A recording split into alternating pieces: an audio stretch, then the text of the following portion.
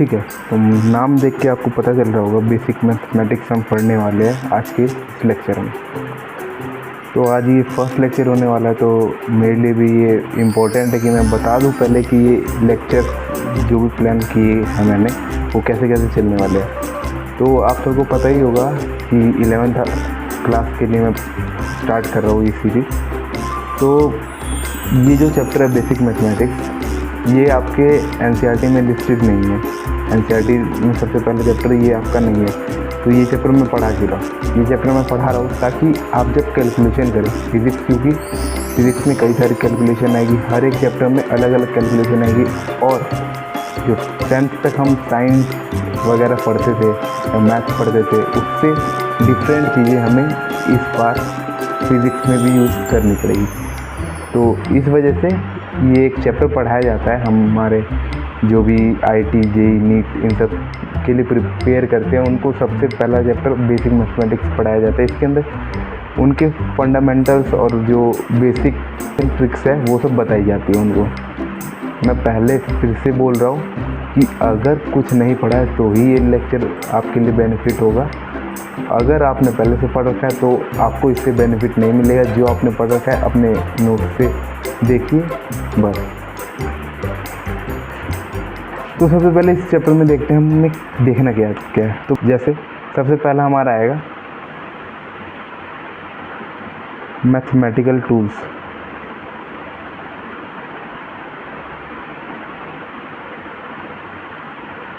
Mathematical tools मतलब जो हमारे मैथमेटिक्स में जो भी चीज़ें, जैसे सबसे पहली चीज़ आएगी आपकी ट्रिग्नोमेट्री।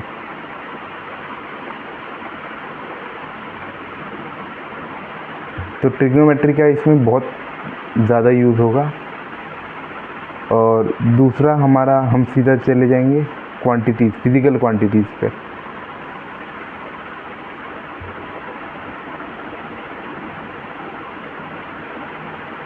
फिज़िकल क्वांटिटीज़ इसी में फिर हम स्केलर, फिर उसके बाद वेक्टर्स पढ़ेंगे, फिर इनके मैथमेटिकल ऑपरेशंस,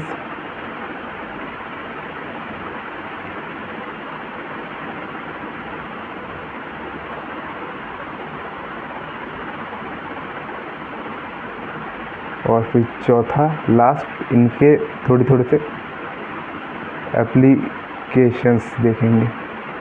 तो ये कम से कम 2-3 लेक्चर का माल है। तो स्टार्ट करते हैं इसको। सबसे पहले हम स्टार्ट करेंगे मैथमेटिकल टूल्स। तो ये मैंने एक कंटेंट बता दिया है कि बेसिक मैथमेटिक्स में हम क्या क्या पढ़ेंगे। सबसे पहले मैथमेटिकल टूल्स, जिसमें ट्रिग्नोमेट्री बहुत ज़्यादा यूज़ होगी। फिर उसके बाद फिज़िकल क्वांटिटीज़, जिनको हम आगे क्लासीफाई करेंगे स्केलर और वेक्टर क्वांटिटीज़ में।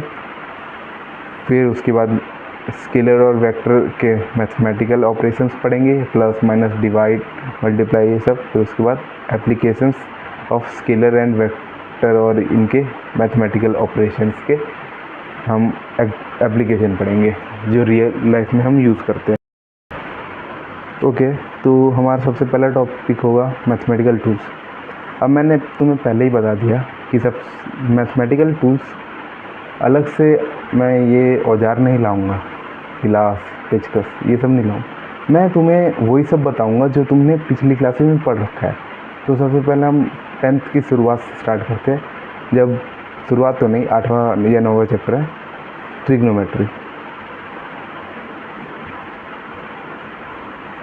अब मैं प्लस माइनस तो आपको सिखाऊंगा नहीं, तो डायरेक्ट मैं ट्रिग्नोमेट्री से स्टार्ट करूँगा जो आपने 10th में पढ़ी ही होगी।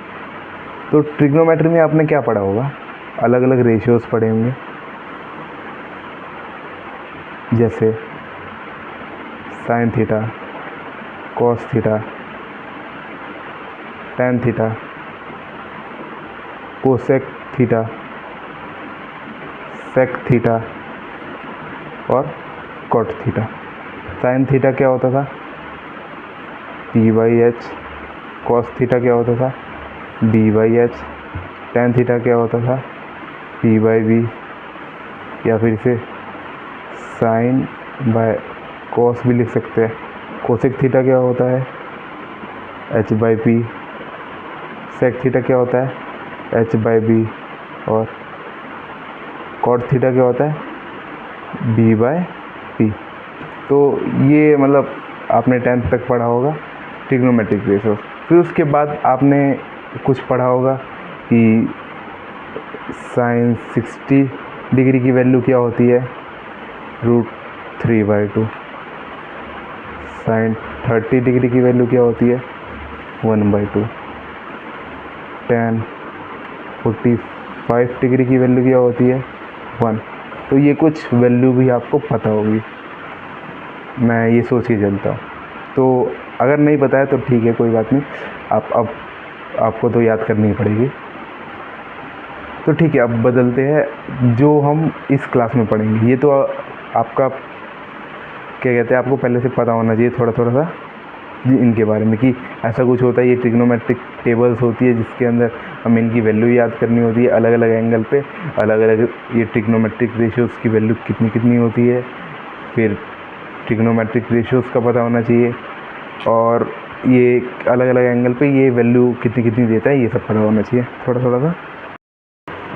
ठीक है, तो 10th में हमने जितनी भी ट्रिग्नोमेट्री पढ़ी है उसमें हमने क्या क्या पढ़ा है कि 0 डिग्री पे, 30 डिग्री पे, 60 डिग्री पे, 90 डिग्री पे, और बीच में 45 डिग्री पे भी है। तो इन अलग अलग डिग्रीज पे अलग अलग जो एंगल है, इन सब पे हमें निकालना होता है अलग अलग ट्रिग्नोमेट्रिक रेशियोज़ की वैल्यू।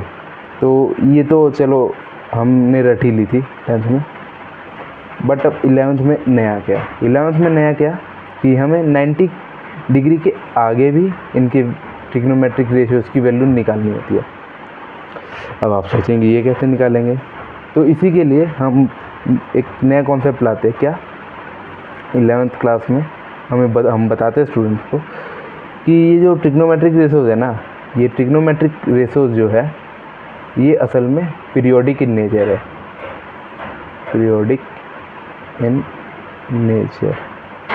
मतलब जैसे आपने अगर 10th तक में एक टाइप का मोशन पढ़ा हो, पीरियोडिक मोशन, उसमें क्या पढ़ा हो कि पीरियोडिक मोशन अपने मोशन का पाथ हर एक फिक्स टाइम इंटरवल पे रिपीट करता है। तो इसमें टाइम तो नहीं है, बट हर एक फिक्स्ड एंगल पे, मतलब हर एक फिक्स्ड एंगल पे ये जो ट्रिग्नोमेट्रिक रेशियोज़ है अपने वैल्यू को रिपीट करती है।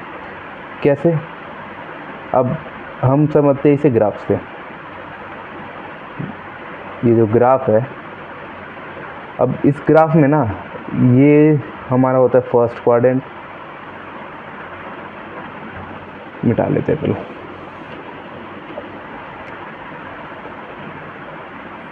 ये मान लो हमारा ग्राफ है, ये फर्स्ट क्वाड्रेंट है, ये सेकंड है, ये थर्ड है, और ये फोर्थ है।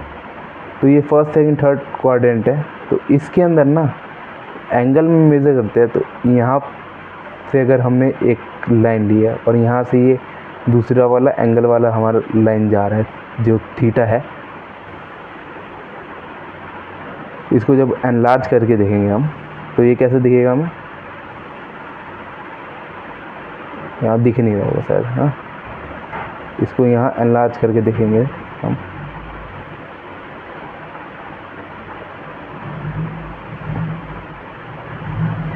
तो ये थीटा बना रहे हैं डिग्री एंगल। तो जैसे जैसे हम इस थीटा डिग्री को बढ़ाते जाएंगे बढ़ाते जाएंगे बढ़ाते जाएंगे बढ़ाते जाएंगे, जब ये 90 डिग्री हो जाएगा तो ये इतना हो जाएगा। फिर 90 के बाद जब ऐसे बढ़ाते जाएंगे और ये जब 180 डिग्री हो जाएगा तो ये एक कंप्लीट एंगल बनाएगा 180 डिग्री का। फिर और जब हम करेंगे तो ये क्या होगा ना, ये फिर से अपनी वैल्यू को रिपीट करना चालू कर देगा नेगेटिव में, क्योंकि आपको पता होगा फर्स्ट क्वाड्रेंट में जो दोनों वैल्यू है वो पॉजिटिव आती है, सेकंड क्वाड्रेंट में जो x की वैल्यू है वो नेगेटिव हो जाती है और y की वैल्यू पॉजिटिव ही रहती है, थर्ड क्वाड्रेंट में दोनों ही नेगेटिव हो जाती है, फोर्थ क्वाड्रेंट में जो x की वैल्यू है वो पॉजिटिव रहती है और y की वैल्यू नेगेटिव हो जाती है। तो ये जो है, ये मान लेते हैं हम एक यूनिट सर्कल है। तो इस यूनिट सर्कल में क्या दिखा रहा है कि ये अलग अलग पॉइंट पे हमारा डिस्टेंस दिखा रहा है y पे बता रहा है कि ये साइन या फिर जो भी हमारा ट्रिग्नोमेट्रिक रेशियो है उसकी वैल्यू कितनी है। थोड़ा कॉम्प्लेक्स होगा बट मैं मतलब शायद उतने अच्छे से आपको ना समझा पा रहा हूँ, बताया। तो 10th तक हम क्या पढ़ते हैं कि ट्रिग्नोमेट्रिक रेशियोज हमें 0 डिग्री पे, 30 डिग्री पे, 45 डिग्री, 60 डिग्री और 90 डिग्री पे निकालना हम सीखते हैं या फिर हमें टेबल में याद करनी होती है। बट अब जो हम 11th में आके हमें क्या बताया हमारे मैथ वाले टीचर ने कि जो ट्रिग्नोमेट्रिक रेशियोज है ना वो असल में पीरियोडिक है, periodic in nature. Periodic in nature का मतलब क्या कि ये जो ट्रिग्नोमेट्रिक रेशियोज जितने भी होते हैं ना, sign theta, cos theta, tan theta, ये अपनी वैल्यू को एक फिक्स एंगल के बाद रिपीट करना चालू कर देते हैं। ये आप समझ सकते हैं कि एज अ सर्कल, जैसे हम सर्कल लेते हैं तो ये अपना एक पूरा रिवॉल्यूशन कंप्लीट करने के बाद ये फिर से उसी पॉइंट से स्टार्ट करते हैं और वही वैल्यू रिपीट करना चालू कर देते हैं। मैथ वाले सर आपको अच्छे से बता पाएंगे इसके बारे में, मैं जितना फिजिक्स में काम है उतना ही बताऊंगा। तो पीरियोडिक इन नेचर है, इस वजह से हम क्या करते हैं, अब हर एक 360 के बाद ये अपनी वैल्यू को रिपीट करता रहता है। हमें बस अपना क्वाड्रेंट के ऊपर फोकस करना है कि कौन से क्वाड्रेंट में जा रहा है हमारा एंगल। जैसे आपको थोड़ा सा पता ही होगा क्वाड्रेंट के बारे में कि ये क्वाड्रेंट होता है, फर्स्ट होता है, सेकंड होता है, थर्ड होता है, फोर्थ होता है। फर्स्ट में दोनों पॉजिटिव होते हैं, सेकंड में एक्स नेगेटिव होता है, वाई पॉजिटिव होता है, थर्ड में दोनों नेगेटिव हो जाते हैं, फोर्थ में पॉजिटिव होता है और वाई नेगेटिव हो जाता है। ये पता होगा कि इसमें ऑल होता है, सारे ट्रिग्नोमेट्रिक रेशियोज पॉजिटिव होते हैं। इसके अंदर साइन और कोसेक पॉजिटिव होता है, इसके अंदर टैन और कॉट पॉजिटिव होता है और इसके अंदर सेक और कॉस पॉजिटिव होता है। तो ये सब तो हो गया कि एकदम बेसिक चीज़ें, ये वाला पे दिखानी होगा, ठीक है। तो फर्स्ट में ऑल पॉजिटिव होता है, सेकंड में साइन और कॉसेक पॉजिटिव होता है, थर्ड में टैन और कॉट पॉजिटिव होता है, फोर्थ में सेक और कॉस पॉजिटिव होता है। पर इससे हमारा क्या फ़ायदा, पॉजिटिव है तो कोई बात नहीं। अब इससे मैं बता देता हूँ, ये हम जनरली ऐसे सोचते हैं कि ये यहाँ से 0 डिग्री स्टार्ट होता है, फिर 0 स्टार्ट होते होते यहाँ पे 90 होता है, फिर उसके बाद ये 180 डिग्री होता है, फिर यहाँ पे 270 डिग्री होता है और फिर यहाँ पे आके 360 डिग्री होता है और फिर इसी लूप में ये घूमता रहता है। तो ऐसा हम अभी समझ के चलते हैं और मैथ वाले सर तुम्हें अच्छे से और बता ही देंगे। तो ये जब ऐसे ही रिवॉल्व होता है तो यही अपना पाथ सेम रिपीट करने लगता है और इसी वजह से इसको पीरियोडिक इन नेचर कहा जाता है। अब हमारे काम क्या आएगा, हमारे काम आएगा हमें निकालना होगा कि साइन 120 डिग्री कितना होगा, साइन 150 डिग्री कितना होगा। तो ये सब हम कैसे निकालेंगे, हमें याद बस इन्हीं सब की वैल्यू रखनी है। हम इन सब की वैल्यू कब तक कहाँ तक याद करेंगे, नहीं कर पाएंगे। इसी वजह से ये वाला कॉन्सेप्ट आता है जो मैं अब बताऊंगा। तो स्टार्ट करते हैं पकड़ना। प्रॉब्लम अगर हम पकड़ लेंगे तो उसके बाद सॉल्यूशन तो निकाल ही लेंगे। तो प्रॉब्लम बस यही है कि ये 120 डिग्री लिखा है और हमें तो सिर्फ 0, 30, 45, 60, 90 डिग्री का ही निकालना आता है अभी तक। तो साइन 120, 150 का कैसे निकालेंगे, तो अब मैं वही बताने जा रहा हूँ। साइन 120 डिग्री, अब इसको मैं निकालूंगा कैसे। हम ऐसा सपोज करके चलते हैं कि मैं 120 डिग्री को क्या लिख सकता हूँ, साइन 90 प्लस में कितना होगा, 90 प्लस 30 लिख सकता हूँ, या फिर इसको क्या लिख सकता हूँ मैं, साइन 180 माइनस में 60 लिख सकता हूँ, ठीक है। तो अब हमें समझना पड़ेगा कि देखो मैंने बताया था कि साइन थीटा इसमें पॉजिटिव होता है, इसमें पॉजिटिव होता है साइन थीटा, ठीक है। तो साइन 90 प्लस 30 मतलब साइन 90 पहले से था, इसके अंदर मैंने 30 और जोड़ दिया। अब एक रूल याद रखना है आप सबको कि जब एंगल 90 प्लस में करके अगर मैं बनाऊंगा या फिर 90 माइनस करके अगर कुछ भी बनाऊंगा तो ये अपने इक्विवेलेंट ट्रिग्नोमेट्रिक रेशो में कन्वर्ट हो जाएगा।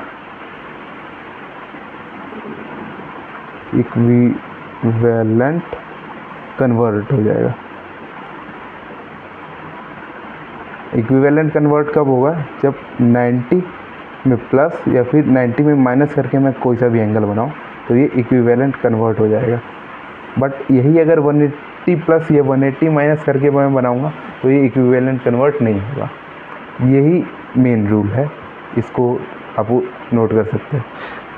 तो यहाँ पे जब मैंने 90 प्लस करके बनाया है तो अब इक्विवेलेंट कन्वर्जन्स के लिए इक्विवेलेंट रेशो भी तुम्हें पता होना चाहिए कि मतलब कौन सा रेशो कौन से रेशो में कन्वर्ट होगा, तो वो भी लिखवा देता हूँ, ठीक है। तो यहाँ लिखता हूँ साइन वो होगा चेंज कॉस में, और इक्विवेलेंट है ये कॉस साइन में होगा, साइन कॉस में होगा, टेन होगा कॉट में और कॉट होगा टेन में, सेक होगा कोसेक में और कोसेक होगा सेक में। तो यही इक्विवेलेंट रेशोज है, यही आपस में कन्वर्ट होंगे, ठीक है। तो अब ये है साइन 90 प्लस 30,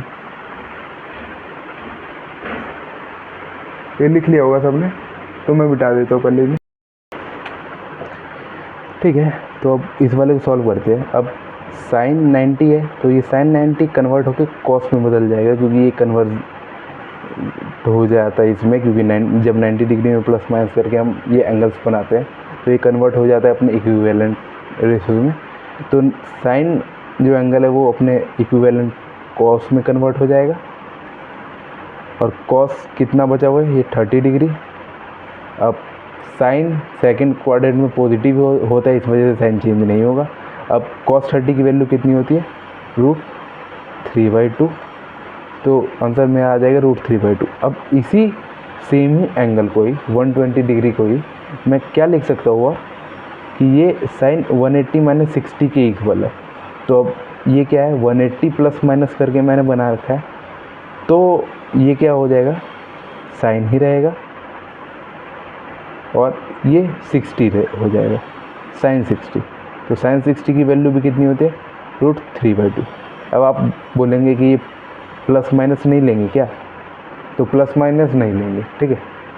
इसमें प्लस माइनस का कोई चक्कर नहीं है, हमें बस ये 180 और 90 देखना है।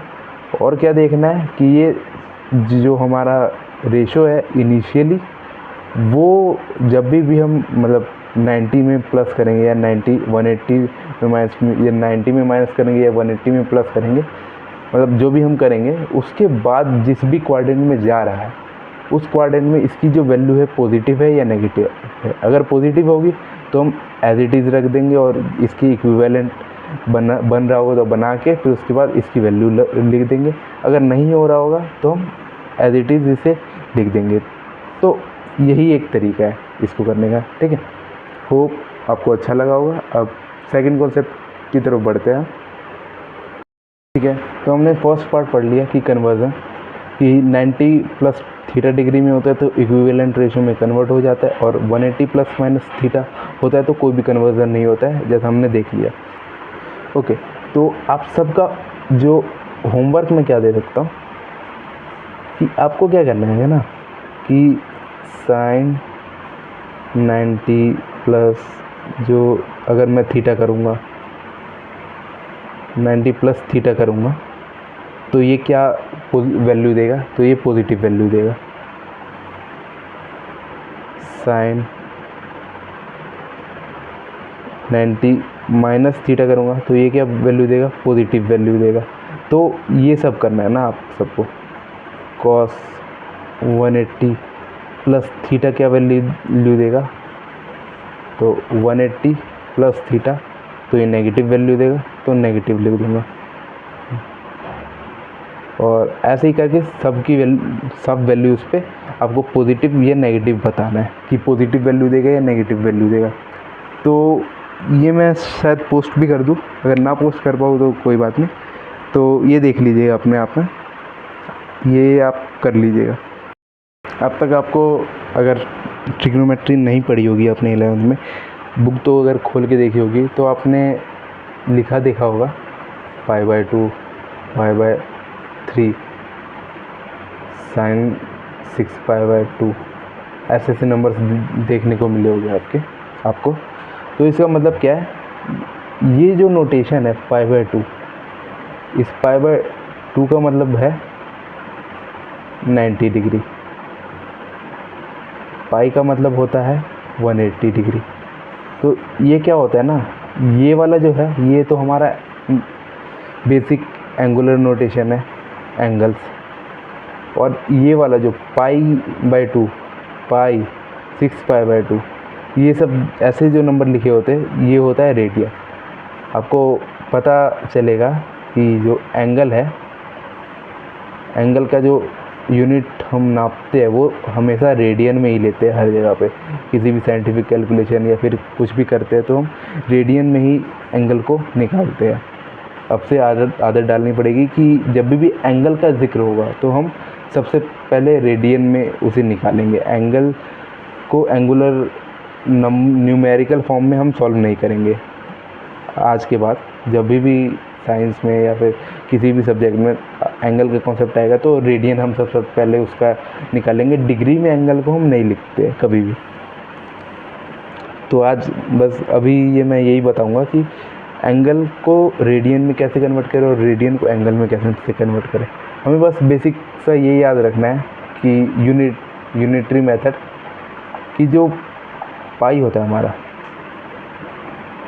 चल क्या है मेरा चल गया, हाँ, पाई जो होता है ये 180 डिग्री के बराबर होता है।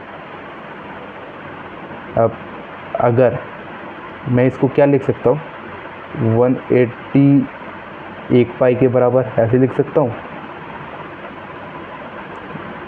इसको जब मैं 1 डिग्री लिखूँगा तो 1 डिग्री π/180 के बराबर हो जाएगा। तो अब मैं जितने भी डिग्री का निकालना चाहूँ, 27 डिग्री को मैं रेडियन में कैसे कन्वर्ट करूँगा, सॉरी 27 को मल्टीप्लाई कर दूँगा π/180 डिग्री से, तो ये हो गया मेरा रेडियन कन्वर्जन। अब इसी का उल्टा मेरे को रेडियन से एंगल में जाना है तो मैं क्या करूँगा, अब पाई यहाँ रखूँगा, 180 यहाँ रखूँगा। 1 रेडियन जो होगा ये 1 रेडियन जो होगा वो किसके इक्वल होगा, 180/पाई के। अब मेरे को 28 रेडियन चाहिए होगा तो मैं क्या करूँगा, 28 मल्टीप्लाई में 180 डिवाइड बाय पाई कर दूँगा। तो यही तरीका है एंगल को रेडियन में और रेडियन को एंगल में कन्वर्ट करने का। ठीक है, नए टॉपिक पे बढ़ते हैं। आप सब सोच रहे होंगे कि ये तो फिज़िक्स का लेक्चर बोल के मैथ ही पढ़ाने लगा, बिल्कुल भी बेसिक मैथमेटिक्स बोल के तो पूरे मैथ ही पढ़ाया जा रहा है। तो ऐसा नहीं है। स्टार्ट करते हैं हम फिज़िक्स, क्योंकि इसका जो नाम ही है टॉपिक का क्या है, फिज़िकल क्वांटिटीज़।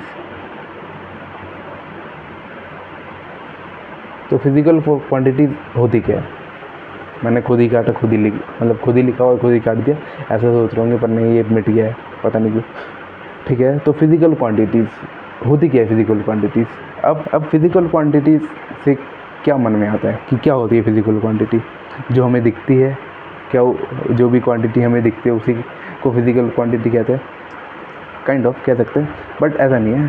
फिजिकल क्वांटिटी होती क्या है, अब जो भी हम फिज़िक्स होती क्या है, सबसे पहला मेरा क्वेश्चन है तुम सबसे कि फिज़िक्स क्या होती है। फिज़िक्स किस बारे में बताती है? फिज़िक्स हमारे आसपास में जो भी फिनोमिना हो रहे हैं उन सब को, जो उन सब के पीछे जो लॉजिक है उसको बताती है फिज़िक्स।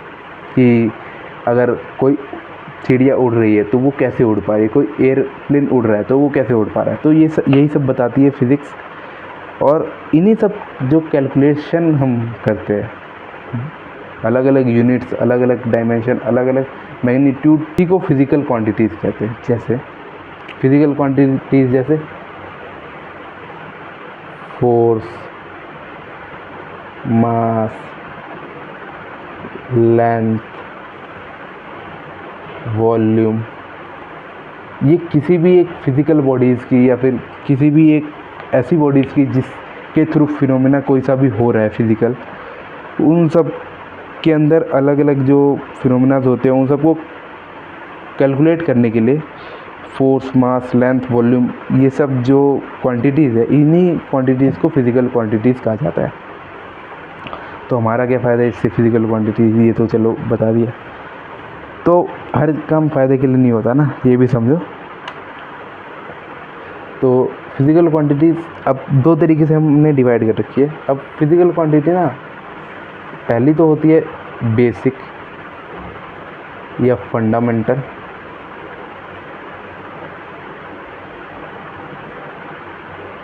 और दूसरी होती है डेराइव्ड, डेरिवेशन, याद आ रहा है कुछ? तो वैसा ही कुछ है। अब बेसिक फिज़िकल क्वांटिटीज़ और डेराइव इन्फिनिटी, मतलब हम जितने डेराइव कर दे उतनी ज़्यादा क्वांटिटी। अब आप सब भी जब जैसे ही आपकी 11th-12th पूरी कंप्लीट हो जाएगी तो आप भी देखेंगे कि अलग अलग क्वेश्चंस में आपको अलग अलग तरीके से डेराइव करना पड़ेगा अलग अलग फिज़िकल क्वांटिटीज़ को, तो वो भी सीखेंगे। तो बेसिक में कौन कौन सी है? लेंथ, मास, टाइम, फिर उसके बाद करंट, टेम्परेचर, मोल, जो अमाउंट ऑफ सब्सटेंस होता है मोल, तो मोल, फिर उसके बाद एक होता है ल्यूमिनस इंटेंसिटी। तो बेसिक जो हमारी क्वांटिटीज़ होती है फिज़िकल, वो 7 होती है। कौन कौन सी? लेंथ, मास, टाइम, करंट, टेम्परेचर, मोल और ल्यूमिनस इंटेंसिटी। तो ये 7 प्रकार की जो क्वांटिटी है ना, इन्हीं सब से मिलके अलग अलग हमारे जो फिज़िक्स में फॉर्मूले वगैरह डिराइव की जाती है। तो इसी वजह से ये जो 7 क्वांटिटी है, इन सब को हमने फिजिशियंस ने नाम दे दिया क्या? बेसिक या फिर फंडामेंटल क्वांटिटीज़। इन्हीं सब से सारी जो भी अब चीज़ें हैं वो सब डिराइव हो गई है। अगर फ्यूचर में और कोई ऐसी क्वांटिटी हमें देखने को मिलती है तो उसको भी यहाँ पे लिस्ट कर दिया जाएगा, बट अभी यही 7 है। और डिराइव्ड में क्या, जैसे आप सबको इतना तो पता होगा, फोर्स बराबर में m/a होता है, ये पता है। तो मास क्या है? ये मास तो m से दिखा दिया। एक्सीलरेशन भी पता होगा, एक्सीलरेशन v/t होता है। और v भी पता होगा क्या होता है, s/t होता है। s क्या होता है? डिस्टेंस, t होता है टाइम। तो v की जगह पे s/t मल्टीप्लाई में t हो जाएगा। तो एक्सीलरेशन को क्या लिख दूंगा मैं? m, मास की जगह पे m लिख दिया। एक्सीलरेशन को क्या लिख दूंगा? स्पीड। डिस्टेंस के लिए s लगा है, तो डिस्टेंस किस चीज़ में नापी जाती है? लेंथ में, तो l लगा दिया। टाइम किस चीज़ में नापा जाता है? सेकंड। और टाइम किस में नापा जाता है? सेकंड। तो ये क्या हो जाएगा? mL/s²। तो ये जो लिखा मैंने mL/s², ये क्या हुआ? ये इसका, ये देखो F is equal to m a को मैंने ml/s² में लिख दिया। ये क्या, मैंने बेसिक या फिर फंडामेंटल फिजिकल क्वांटिटीज़ का यूज़ करके एक नया फॉर्मूला डिराइव कर लिया, ml/s²। m जहाँ पे मास है, l लेंथ है और s² क्या दिखाता है, टाइम को। तो ऐसे ही अलग अलग फार्मूले सारे डिराइव होते हैं। इसी वजह से बेसिक यानी फंडामेंटल जो length, mass, time, current, temperature, mole, luminous and intensity, ये सब जो क्वांटिटीज़ है, इन सब के अलावा जो भी फोर्स, मोमेंटम, हमारा एनर्जी, वर्क डन, ये सब जो भी चीज़ आता है, ये सब डिराइव्ड में आ जाता है फिजिकल क्वांटिटी में। अब मेरा एक क्वेश्चन आप सबको अभी हो गया, ये चल क्यों नहीं रहा बार बार, ठीक है, मेरा भी है। तो मेरा पहले सवाल सुनो कि ये जो जितने भी फिजिकल क्वांटिटीज़ होते हैं अलग अलग, क्या सब में सिर्फ मैग्नीट्यूड होता है?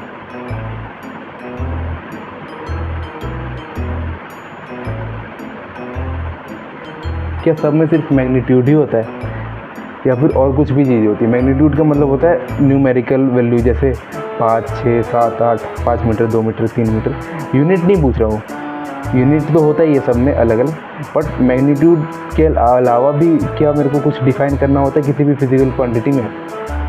तो हाँ ना, मैग्नीट्यूड तो मस्ट है ताकि मुझे पता लगे कि कोई भी चीज़ कितनी लग रही है, कितनी इंटेंसिटी है उस चीज़ में। बट दूसरा जो होता है हमारा डायरेक्शन, ये भी एक बहुत बड़ा रोल प्ले करता है किसी भी फिजिकल क्वांटिटी को जानने में।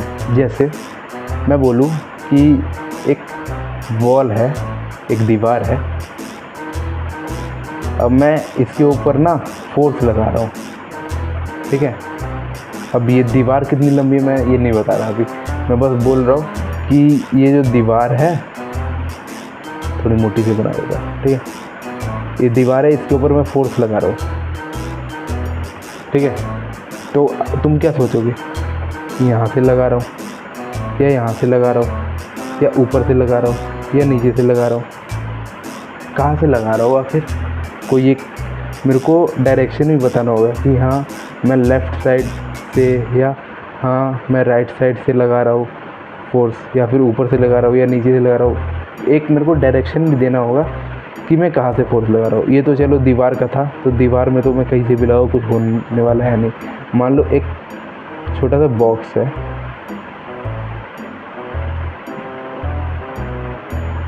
इस बॉक्स पे कोई एक बढ़िया सा बॉडी बिल्डर आके इसके ऊपर फोर्स लगा रहा है अपने हाथों से, ठीक है। अपने हाथों से फोर्स लगा रहा है इस तरफ में। मैंने क्या बताया, फोर्स लगा रहा है कितना, 5 न्यूटन का इस तरफ में। तो चांसेस है कि ये हिल जाएगा, आगे की तरफ अपना जाएगा। क्यों चांस है? क्योंकि अभी मैंने इसका मास नहीं बताया, इसलिए मैंने वर्ड क्या यूज़ किया, चांस।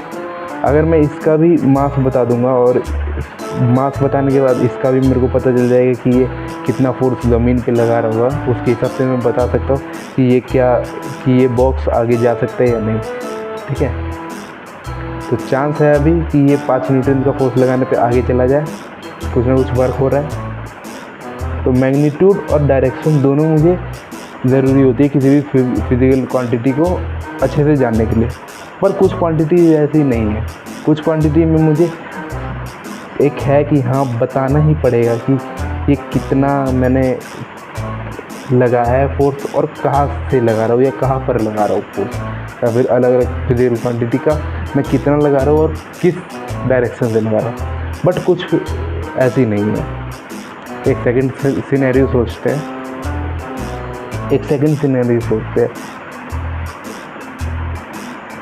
सुबह का टाइम है या फिर मान लो बरसात का टाइम है और चाय बनी हुई है। अब चाय आते ही तुमने क्या किया, गड़क करके पी लिया इस चाय को। गरम गरम अभी चाय थी, तुमने आते ही इसको उठाया और पी लिया। पर चाय तो थी गरम, तुम्हारा जल गया मुंह, ठीक है। तो मैं चाहूँगा नहीं जले, तो इसलिए फूक फूक के पीना, ठीक है। तो चाय गर्म थी। अब चाय की कितनी गर्म थी ये तो मैं बता दूँगा कि हाँ चलो कितनी थी, 85 डिग्री सेल्सियस या 125 डिग्री सेल्सियस, ऐसे मैं बता दूँगा कि हाँ इतना इतना गर्म था ये चाय, इस वजह से तुम्हारा मुंह जल गया।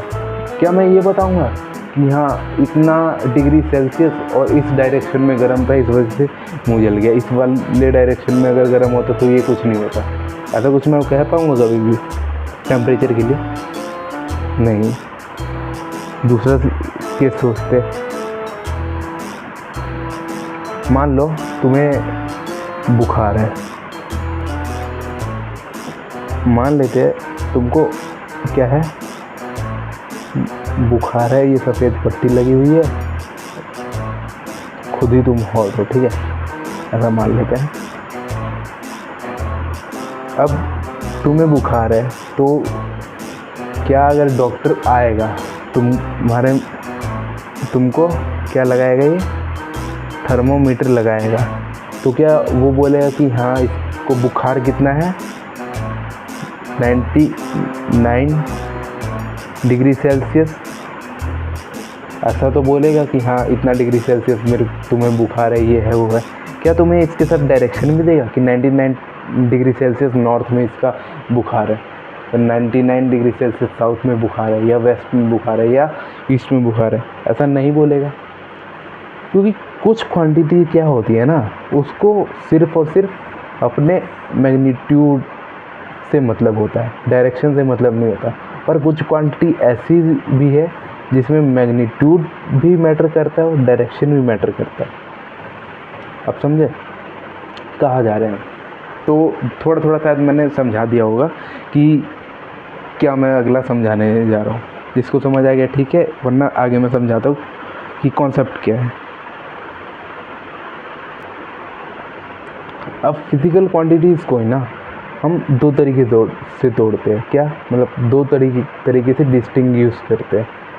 पहला स्केलर और दूसरा वेक्टर क्वांटिटीज़, ठीक है। तो स्केलर क्वांटिटीज़ क्या होती है? जिसके पास सिर्फ और सिर्फ मैग्नीट्यूड होता है, ठीक है। और वेक्टर क्वांटिटीज़ क्या होती है? जिसके पास मैग्नीट्यूड एंड जो डायरेक्शन है वो भी होता है। जैसे स्केलर में क्या क्या आ जाएगा मेरा? टेम्परेचर आ जाएगा, डिग्री ऑफ हॉटनेस या डिग्री ऑफ कोल्डनेस दोनों की, ठंडा कितना है, गर्म कितना है, मास, टाइम, स्पीड, फिर डिस्टेंस। ये सब कुछ क्वांटिटीज़ है जिनमें हमें सिर्फ और सिर्फ मैग्नीट्यूड की नीड होती है डिस्टेंस के लिए। पर यही कुछ क्वांटिटी है जिसमें हमें मैग्नीट्यूड तो बताना ही होता है, डायरेक्शन भी बताना होता है। जैसे वेलोसिटी, एक्सेलरेशन, दूसरा अगला डिस्प्लेसमेंट, फोर्स। ये सब कुछ क्वांटिटी है जिनमें हमें मैग्नीट्यूड भी बताना होता है, डायरेक्शन भी बताना होता है। अब कुछ बच्चे बोलेंगे जिन्होंने शायद थोड़ा सा कहीं पे देखा होगा कि एक और टाइप की क्वांटिटी होती है फिजिकल, क्या? Tensor quantity. तो बच्चा ये आपके सिलेबस में है ही नहीं, तो मैं इसलिए इसको बताऊंगा भी नहीं। तो अभी हमें क्या याद रखना है? स्केलर और वेक्टर। अब रिप्रेजेंटेशन पढ़ते हैं ना। स्केलर को तो हम ऐसे ही लिख देते हैं, जैसे डिस्टेंस है तो डिस्टेंस को ऐसे लिख दिया, टाइम है तो टाइम को ऐसे लिख दिया, स्मॉल लेटर में इसे डिनोट करते हैं। बट जो वेक्टर है, वेक्टर को कैसे लिखते हैं? वेक्टर मान लो वेलोसिटी है तो वेलोसिटी के ऊपर ये एक एरो का निशान डालते हैं। ये एरो का निशान क्या दिखाता है? वेक्टर को डिनोट करता है ये एरो का निशान। इसीलिए हर वेक्टर क्वांटिटी के ऊपर हम ये एरो का निशान ज़रूर डालते हैं। जैसे फोर्स, इसके ऊपर वेक्टर का निशान। तो बस इतना है। अब इसीलिए ना, अब आपने जितनी भी कैलकुलेशंस पढ़ी होगी उसमें जो भी पढ़ा हो प्लस माइनस ये वो सब होता है अर्थमेटिक।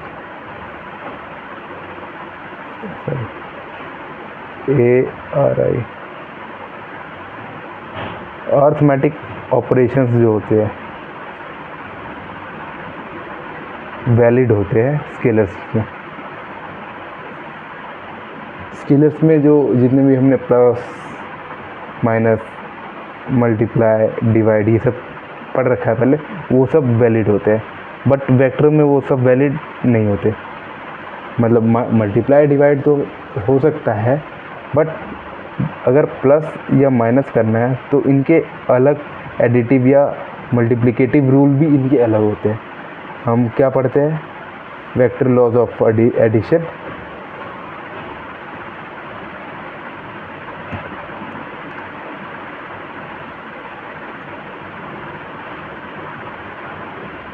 और हम पढ़ते हैं क्रॉस प्रोडक्ट, डॉट प्रोडक्ट। मैंने अभी थोड़ी देर पहले बताया था कि एक और तीसरी टाइप की क्वांटिटी होती है टेंसर क्वांटिटी। उस टेंसर क्वांटिटी में क्या होता है ना, उसमें भी कभी कभार मैग्नीट्यूड आता है, कभी कभार डायरेक्शन नहीं आता, मतलब ऐसी चीज़ें होती है। तो इसी वजह से ना स्केलर और वेक्टर का एक अलग से डेफिनेशन बताया गया। मतलब इन्हीं सब से मिलता जुलता है बट थोड़ा सा अलग है। क्या अलग है? स्केलर क्वांटिटी वो होती है जिनमें मैग्नीट्यूड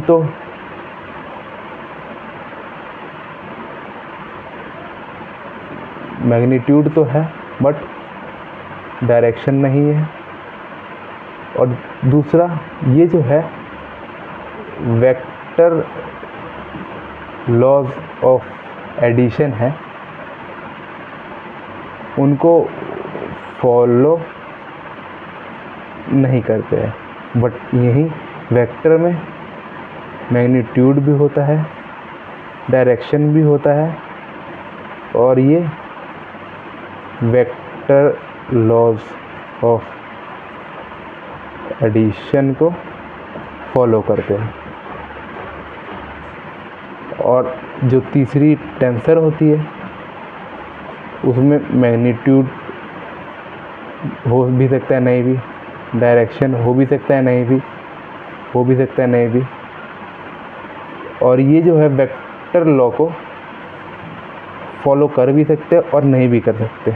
इसी वजह से इसको अलग रखा जाता है टेंसर क्वांटिटी को, और स्केलर और वेक्टर क्वांटिटी हमें पढ़ाई जाती है। तो ये ध्यान में नहीं रखना है, हमें सिर्फ स्केलर और वेक्टर ध्यान रखना है कि स्केलर में मैग्नीट्यूड और डायरेक्शन, मैग्नीट्यूड होता है और डायरेक्शन नहीं होता। स्केलर क्वांटिटी क्या होते हैं? जो वेक्टर लॉ ऑफ एडिशन को फॉलो करे। और स्केलर वेक्टर क्वांटिटी क्या होता है? जिसमें मैग्नीट्यूड होता है, डायरेक्शन भी होता है, और ये वेक्टर लॉ ऑफ एडिशन को फॉलो करता है। ठीक है, तो अगला जो लेक्चर आएगा उसके अंदर हम क्या पढ़ेंगे? उसके अंदर हम ऑपरेशन